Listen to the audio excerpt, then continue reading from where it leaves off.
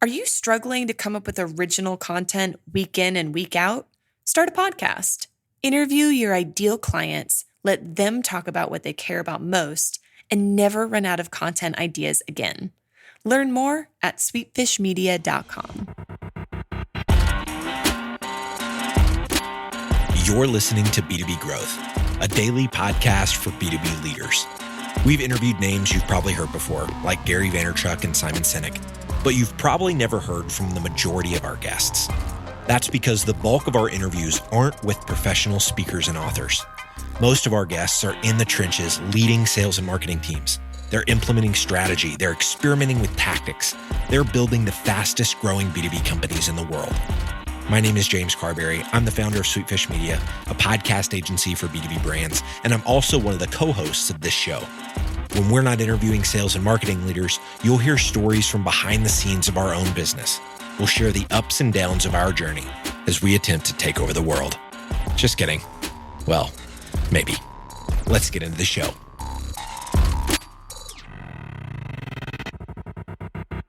Welcome back to B2B Growth. I am your host, Nikki Ivy of Sweetfish Media. Guys, today I've got with me Oren Klaff, best-selling author of Pitch Anything, and most recently of Flip the Script. Oren, how you doing today?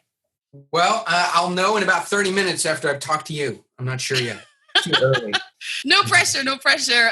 So Oren is going to talk to us today about how the game of pitch, sell, and close has completely changed, and a couple other little bullet pointed things about how to stay ahead of that and sort of some do's and don'ts. But before we get into any of that, Oren, I would love if you would just give us a little bit of background on what you've been up to these days. Yeah. So my day job is I buy and sell companies, right? So that means I got to walk into a room and I've got 8 minutes, 12 minutes of real attention by some grumpy, old, rich white people in Newport Beach who forgot my name, don't want me to be there, didn't read the documentation, or going, hey, why don't you start from the beginning? They got like 12 minutes to sell them on buying a company for $30 million, right? So these are high stakes, high challenge, very difficult environments. And so if we end up buying a company, then not only do I have to do the pitch for the financing and everything like that, where you only get one bite at the apple, and you might only have 6 presentations that you've prepared for. And so I have to win or lose that. But if we buy the company, then I have to train the salespeople to do better than they were doing so we can meet our financial projections. So over time, with Pitch Anything and buying companies and speaking to public companies, I've trained 80,000 salespeople. So and it's all B2B. We don't have any, guys working at Best Buy. Like, that's not my category. Guys are going in high stakes, win or lose, one sale makes a difference from a month, my year, kinds of deals where it takes a long time to get the pitch meeting. And when you go to it, it matters. And so that's the stuff that I work on. I love it. This is stuff that I nerd out on. This is stuff that it's sort of in my blood and I get excited about it. I did only a little bit of time in these Austin startup streets trying to pitch anything. And it was a time of my life. So that's why one of the reasons why I'm super excited to have this conversation. But even over that short amount of time that I was selling, I've seen things change. Tell us a little bit about, where things have been and where they're going in terms of how that pitch, sell, close game has changed. Yeah, here's what's changed. And I talk about this a lot in my new book, Flip the Script, but which a theme needs to be in every pitch. Winter is coming, right? I used to sort of use this, hey, these are the trends that are changing and you need to be in line with the trends. But now every industry has got some kind of catastrophic change that is happening, right? And the example I use in the book, but everybody knows, like, Microsoft is now the most valuable company in the world. They almost skidded out and burnt to the ground, right? The cloud, they almost didn't make the leap to the cloud. And the cloud changed everything in software. Now in real estate, you have tax and regulation. In politics, obviously, you have all that things going. In every industry, there's something that is a winter. If you saw Game of Thrones, sure. I think everybody listening to your show is seeing it. Like, whenever they got in trouble with the narrative and the characters didn't make sense and people, they just go, oh, winter is coming, right? And then everybody had to be organized on what they were going to do when it got super cold. And so winter And the winter that's coming to B2B sales is this. Today, things are bought. They aren't sold. People want the information from you. They want a proposal. Then they're going to take that proposal, anchor you, and then go look for a cheaper or free one. And they just want the information. They want you to go away. And while you're pitching them, they're literally researching you and looking for a different supplier. We're just, because of the internet today, you're just taught there's always a cheaper version out there. And so they're constantly looking for cheaper. But today things are bought. They want the information. They're not sold. So you can't sell. The second you start selling, people move away. They don't like it. In the past, you used to have to put up with selling, right? Sit in a sales presentation. Today, they just send me the information, send me a proposal. We'll call you back in 7 days, let you know if we have any questions. That is a universal response on every deal. And so what do you do? Yeah, that's what I'm getting to. So with this ship, like who ends up on top? Who ends up being, the winners and the losers in that game changer? Who's more poised to sort of take advantage of it? So I'll tell you a quick story, and this is very common. So a guy walks into our company here. We're in San Diego, and I pitch him on selling his company. Okay. And these aren't like it's not like selling accounting SaaS software. Like it takes a couple meetings to get an agreement. So I pitch him on it. This is the first meeting. Yeah, I liked it. Read the book. Very interested in doing it. But it's a $30 million decision. So anyway, 45 minutes, we wrap up. He leaves. Good pitch. I feel good about it. 60 seconds later, he walks back in. This is never good because it usually means they went to the car and got a gun, right? And so comes back in, doesn't say anything, walks back in the conference room, like, what the is going on here? Takes out his checkbook. Who even has a checkbook? Right? I haven't seen like a check. And so anyway, and he writes a check for $15,000. And I don't know what it's for because we don't sell anything that's $15,000. Like we sell training, but really our engagement fees are $100,000, and we sell a book and that's $17. We don't have anything that's $15,000, but I'm smart enough just to take the check and go, thank you. And he goes, okay, great. I don't really know what the agreement is and everything, but this seems like the right amount just to get started, and send me an agreement. So that is inception. That is putting ideas in someone's head that you are the best option to work with. You're an expert. You know what you're doing. You have a great track record. You're honest. You have values that match them. You're a match on integrity. You don't stop when you're tired. You stop when you're done. And you're the best option in the market. And it's their idea without you saying, well, is it a yes or no? To go, we should work together. How do we do that? Now that I think about it, I would say the last 30 or 40 deals have ended up like this with no close. I don't know if you have questions on closing, right? Where they go, when can we start? How do we get started? What's the next step?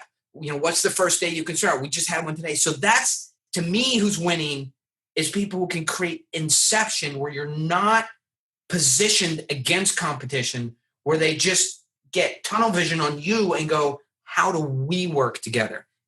And so there's a process, and that's what Flip the Script is. What the process is where somebody will arrive at that space and say, you're it. Sorry. That's, I got a little bit excited, but that's what you're describing that's the nirvana, right? That's what we're all trying to achieve. It's the how, right? So what's working, specifically in B2B SaaS investments consulting, where we know that the competition is the highest. How are people creating that inception? So this is, Flip the Script goes through that process. The chapter 1 is an example of inception happening, just like the one I gave you, but I've got dozens of them. And so first, let's talk about the script, right? The script is, hey, being the nice guy, right? Hey, so good to meet you. Really excited. We have this and that. Oh, you love skiing. I love skiing. You live in Austin. Oh, my uncle, my wife's family's brother lives in Austin. Maybe you know them. They're in tech. I love playing racquetball. Oh, you don't play racquetball because no one's played racquetball in 50 years. Oh, you like tennis? I love tennis, right? The nice guy. And the script then is features and benefits, right? Features and benefits. So then once the features and benefits are out, it's the demo, right? Then the trial close. So what do you think? Is this something you'd be interested in? Then the objections come out. And the script is overcome objections. Right. The issue with that script is you give the features and benefits, you give the demo, you say, what do you think? Is this something you'd be interested in? Right? And they go, yeah, I'd be really interested in it. But then the objections come out and you're trying to overcome the objections. Right? And there's a million things wrong with that. But arguing with the customer about their problems, they don't have budget, they just need to review 3 proposals, the timing isn't right for them, and arguing with them, Grant Cardone style, that their problems aren't really their problems is crazy. I'm the best, and I can't argue and overcome objections, right? So what is working, so that's the script, and that isn't working because that ends up as, hey, this looks really good. We're very excited about your accounting SaaS plugin, that keeps track of our accounting and plugs into the IRS and uses AI to make sure that, we're code compliant or whatever. We really need this. Our corporate policy is to get 3 proposals. If you can put a proposal in, then I'll take it up to committee, see if I get sign off, and I'll get back to you in a couple of weeks if we have any questions. Thanks so much for flying here today, you mother. And now there's the just checking in emails. Yeah. Just checking in. Just checking in. Just, hey, do you have a chance to talk to your boss? So, girl, if you don't sit down somewhere, you're never going to hear from him again. I'm sorry, but keep going. You were saying. Yeah. So the script that is working is establishing your values up front, establishing boundaries, building a sandbox, right? And saying, if you won't, you buyer, this is my sandbox. See, I control people. I want control. I'm a control freak, right? I control everything. I'm a, type A, from workouts to customers to the cars and motorcycles. I have a little 5-year-old and he's in high control. But you control things by controlling yourself, right? Absolutely. You cannot tell anybody what to think, what to do, or how to do it. That is a universal, when you try and tell somebody what to think, right? It is a universal do the opposite button. Yeah. Right? Yeah. So when you say, hey, I really think this is perfect for you, you guys should sign the contract, right? And they're going, no, I'll decide. You don't decide. I decide for me what I buy, when I decide the contract, right? Then the only tool you have is discounting. So B2B guys today and gals, all you whatever's out there, you do have control, and you try and control the prospect, the client, the customer through discounting, right? And that is a control point, but it's the shittiest one ever invented because it lowers margin, makes your life miserable, right? So if at the beginning you establish your value system and you establish the sandbox that you're willing to play in, then when the customer starts to move outside of that sandbox, you can call them on it. I'll give you an example so we're not in abstract, right? We're super busy this time of year. I don't know if it's the economy. I don't know if companies are trying to sell themselves, but I can tell you this, the work we do in selling a company looks easy. It's incredibly difficult and it's expensive to us to do. We're sensitive to fee negotiations. If you really want to work with us, right, there's lots of ways we can be flexible, but there's a standard investment banking fee. It's 7%, and we're super non-negotiable on it. It's one of our values, right? Another one of my values is that I look for people. Lots of people say it's just business. For me, it's the opposite, right? It's not just business. It's friendship. It's relationship. I don't make enough money. Even though we make $1 million, $1.5 million, I got a big team and a company. Even though I'm going to make $1.5 million on your deal, that's not enough money. So if it doesn't feel to me like we're going to have a relationship and do multiple deals together, I can't do a deal with you. I need to know more about you than just the spreadsheet. Those are my values, and they might not be yours. But by establishing values up front, then when we get close to the end, we can hold people accountable for what we said we're willing to do. So that works. It's esoteric, right? But nobody goes into a pitch saying, these are my values. If you come, what did you sell when you were selling? I sold a SaaS solution. I sold lots of stuff, but most recently, I sold a SaaS solution to the real estate industry. SaaS solution to real estate industry. Okay. Yes, to I'm sorry, real estate. This is why I'm not there anymore. To the real estate lawyers. It's a company called Qualia, and they're trying to take this mostly analog industry where real estate purchases are transacted and bring them into the millennium. And it was a tough sell. So as part of the pitch, hey, Oren, today, I don't know if it's luck, good luck or bad luck, but you're here with me. And I'm the number one salesperson and expert in real estate transactional software, right? Maybe you didn't want the expert, right? Maybe you just want to, but you got her. And she's here today, right? So I'm going to help you out as much as I can. And as much as I'm interested in this account, of course, I researched you guys and, you look like a good company. I'm really interested in this account. That's why I came here. But there's also some things that make me nervous that I have to clear up about you, right? One thing, so it's great that you are here with the number one expert in real estate software, but I just want to tell you, I work with guys who are at the top of the game, right? I don't spend 90 days trying to install my process is I come, I pitch, we have a good conversation, and in this meeting, something gets decided. There is no way that me, the number one expert in real estate transactional software, and you, a 20-year established real estate company, cannot get together for 45 minutes and decide if this is possibly the right thing, and we're going to move forward, or it's not. So we're going to decide something in this meeting. That's my value system. Right. Here's where let me tell you, this is brilliant. Here's where you just flipped it. So it's literally upside down. So, and it has to do with something you were talking about earlier too. So I would go into these conversations, right, and take the bait when an objection was given. Yeah. And sort of jump all over it and do just like you're talking about and argue. And I was good at it. And so I was feeling myself, right? Because I know how I can be right. And, had lost sight for a little while as to whether or not that was, what was more important, right? Am I going to win this conversation so I can feel better or really make a connection? But this piece that you just said, where it's like, look, I work with people who are at the top of their game. Yeah. That was said at the end of the conversation as like a last resort. Like once somebody was kind of, I don't know if I want to take the next meeting. And then I'm sort of like pulling a takeaway. Like, look, man, I only work with people who are serious. So if you're not, it doesn't have any weight. It doesn't have any weight at the end. And it was pissing people off, to be honest. Right. You're saying it at no risk to yourself, right? Because you're trying to win the account. When you say it with risk up front, hey, listen, I do things a certain way. If it's not for you, I totally understand. Call me an Uber and I'll get out of your way. Right. Right. So that's values, right? Expertise. Most of the salespeople that come in here, I don't have a sense that they're an expert. You can't sell me until I believe you're an expert and that what you do is hard.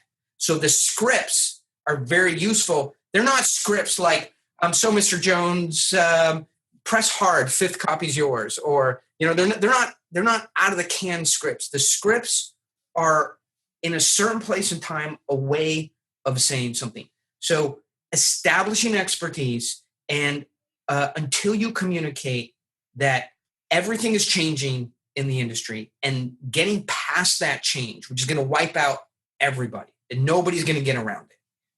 And unless they believe that what you do is hard, right, they'll continue to believe that somebody else can provide it cheaper.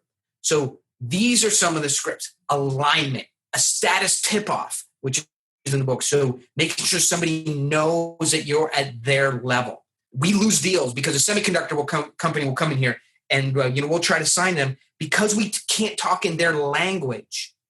We lose the deal, even though we're the best, right? So being able to communicate to somebody in their language and then showing them that you are an absolute expert in what you do and that what you do is hard, right? Commoditizing the competition, giving credit, but everybody basically does the same thing, right? What's really hard is this little piece on top, okay? Yeah.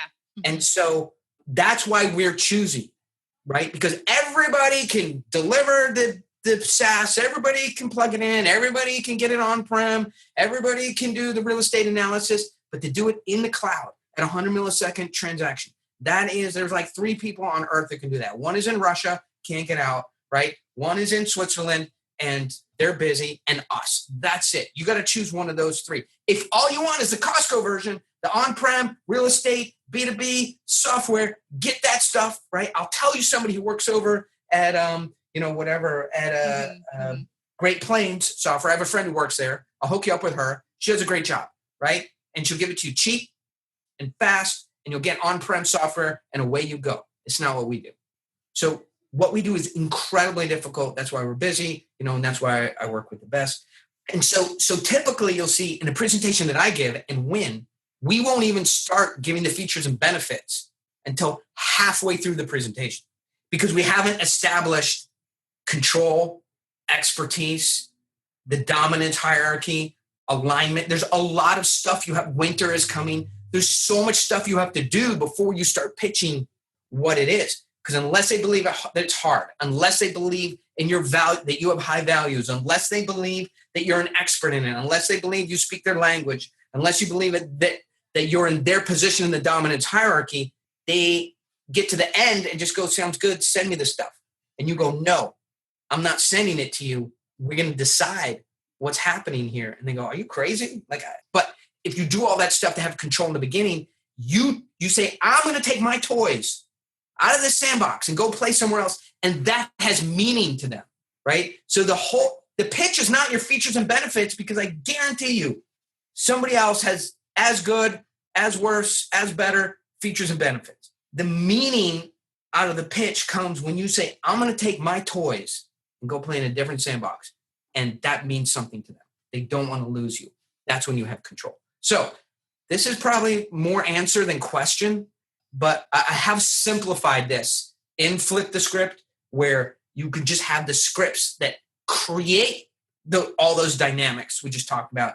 You don't as much have to understand what you're doing. If you just do the scripts in the order they're prescribed, you will create inception in the buyer. He will just want to work with you. Mm-hmm. So I don't know if that's helpful, or you're just looking for the delete key.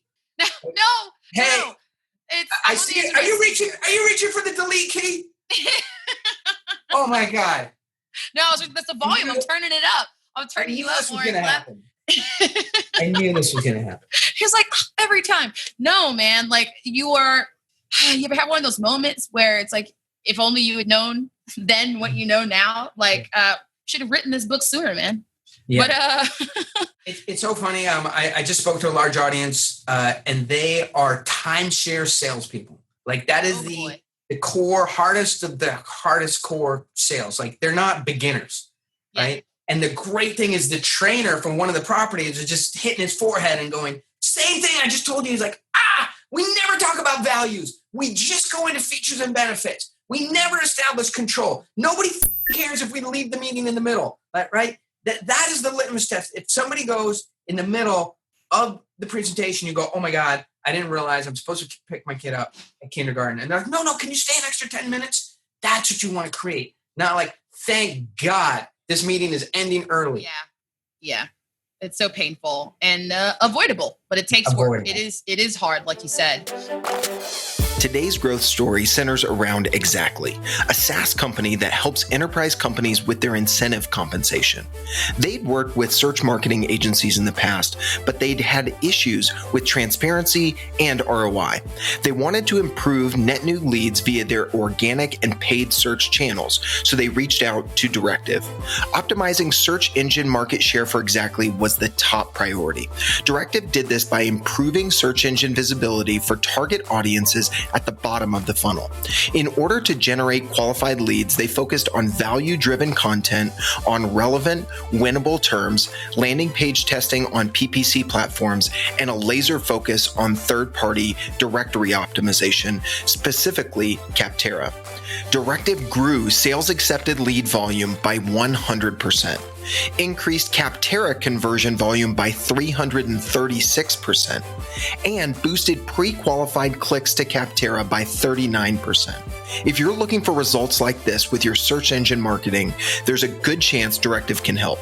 Visit directiveconsulting.com and get a free customized proposal. All right, let's get back to the show. So I love the way you laid all this out. I'm serious. I'm on the edge of my seat. I cannot wait to read this book. I'm upset with myself for not having had a chance to read it before we had this conversation. But I know everyone else listening is going to want to go out and do that too. You've let us know. It's bomb-proof. So give me another 15 seconds. I know we're way over time. Like I wrote this book, right? So signed the publisher. My second book. My first book sold 1 million copies. They're like, when will it be ready? I'm like, oh, it would be ready in like 9 months. So in 9 months, they're like, hey, can we have the manuscript? I'm like, no, it's not ready yet. And so I threw out everything because it just wasn't there. And so I wrote it again, right? And then that was 1.5 years. And they're like, hey, do you mind giving us the book that was due 9 months ago? I'm like, no, it's not ready yet. So 2 years. And like, I threw out 2 drafts. This thing is it's bomb-proof because along the way I was speaking and testing the stuff with large audiences. And then they would go do the scripts and they come back and go, Oren, I just raised $3 million. My average sale just went from $40,000 to $60,000. Hey, I used to have to pitch 10 times to close 1. Now I'm closing 1 out of 3. And so I know I've seen this stuff work with everyday normal salespeople. And the power of it is this book is bomb-proof. This is the one that's going to change people's ability to make money. I love it. And you and I talked offline. There's usually a segment where I ask you like what learning resource you've been engaging with, but I'm just going to go ahead and say that this book is the learning resource that we should be engaging with. And I don't know if I'm even allowed to do that. I don't know if I'm supposed to plug you, but I'm plugging it. Fight me. So I'm going to read this book. Other folks are going to want to too. Before I let you go, Oren, tell us how folks can connect with you. Yeah. So the easiest thing to do is just go over to pitchanything.com. All right. Put your name in and we'll notify you about this book and you'll get resources and stuff that will immediately just move you forward. Like, it's hard to explain. Like people write books, but most of them are academics. I'm doing this stuff every day. And I think that's the difference is not only am I doing it, but I'm coaching our salespeople in our companies and we are killing the competition. If I go to a pitch and you go to a pitch, not you, Nikki, of course, you're amazing, but one of your guys goes to a pitch and meets up with me. How does the song go? You might win some, but you just lost one. Oh my goodness, a Lauryn Hill reference? Do we just become best friends? Yes. I think we just became best friends. But yes, so you guys go to pitchanything.com, find this book, do something with yourself, and 10x whatever it is you're doing now. I'm going to do it. And I kind of can't wait to have you back on the show to talk about all the new people that I was able to pitch successfully as a result of this. So thank you so much again for coming and sharing this with our listeners, man. You have a good one. Thank you, Nikki. Hey guys, if you've been listening to B2B Growth for a while, you know we're good friends with Sangram over at Terminus. So we wanted to let you know something really cool he's up to lately. This week and this week only, Sangram's newest book, ABM is B2B, is available for just $1.99. That's right, $1.99, a steal from the regular $14.95 price. And here are a few reasons why you want to check out this book. 1, you'll learn stories from 6 companies and the specific steps they took to take their ABM program from good to great. You'll also learn the team framework that Sangram talks about and is time-tested in over 100 companies. If that's not enough, they're giving away 100% of the profits and $10 per review of the book to the New Story charity. So check out the link in the show notes to take advantage of this screaming deal and get your copy of ABM is B2B by Sangram Vajre and Eric Spett on Amazon for just $1.99 this week.